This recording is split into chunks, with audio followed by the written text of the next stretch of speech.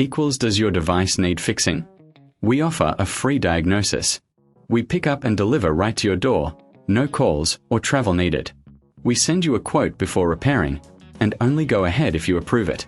Easy, transparent, and professional. Link in description. To start, ensure you have a screwdriver and a clean cloth. First, turn your Roomba S9 upside down. Remove the screws securing the battery cover. Keep these screws safe for reassembly.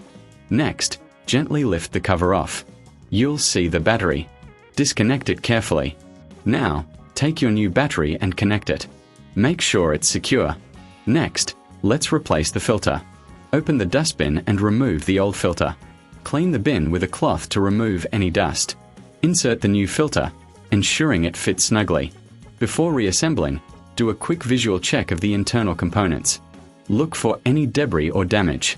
Once everything looks good, replace the battery cover and secure it with the screws. Remember, for a professional diagnosis without obligation, consider our services.